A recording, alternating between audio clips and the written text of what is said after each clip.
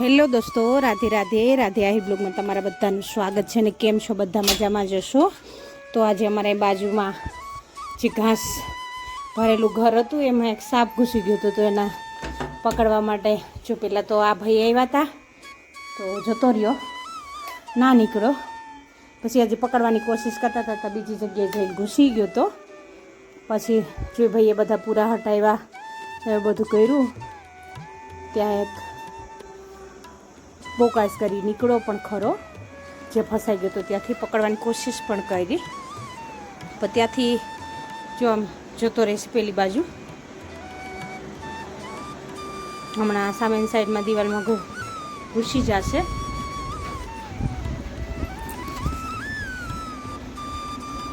જો જતો રહ્યો છે ત્યાં, કારણ કે ત્યાં જગ્યા હતી તો એ અંદર જતો રહ્યો. ત્યાં આવ્યા છે બીજા ભાઈ પકડવા માટે. જ્યાં ભાઈ જાય છે તે જોઈશે ત્યાં અંદર ફસાયેલો હોય તો પછી હમણાં એ થોડીક વારમાં પકડી લેશે. એને ફટાફટ પકડી લીધો તો જો લઈને આવે છે બહાર પકડીને.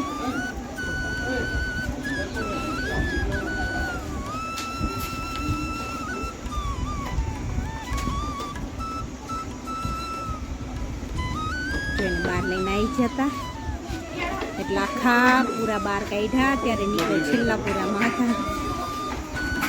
ભાઈ પકડીને જો આવી રીતે ગયો ને એટલે બધા અમે અડોશ પડોશના બધા જોવા માટે ત્યાં ઊભી રહ્યા હતા.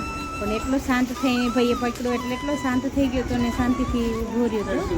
પછી એ ભાઈએ ડબ્બામાં ભરી અને લઈ ગયા. તો ચાલો, તમને વિડીયો કેવો લાગ્યો તો જરૂરથી કમેન્ટ કરીને કહેજો. વિડીયો પસંદ આવે તો લાઇક, શેર અને સબસ્ક્રાઈબ કરવાનું ભૂલશો નહીં. સાથે સાથે બેલ આઇકન પ્રેસ કરજો, જેથી કરીને મારા નવા વિડીયો નોટિફિકેશન તમને તરત મળી શકે. અને જો વિડીયોમાં નવા હોય તો એક મસ્ત મજાની કોમેન્ટ કરી દેજો ને લાઇક, શેર અને સબસ્ક્રાઈબ કરી દેજો. ચાલો, ફરી મળીશું એક નવા વિડીયો સાથે. ત્યાં સુધી રાધે રાધે. અને લાઈવ વિડીયો છે, જરૂરથી જોજો અને કોમેન્ટ કરજો કેવો લાગ્યો તે.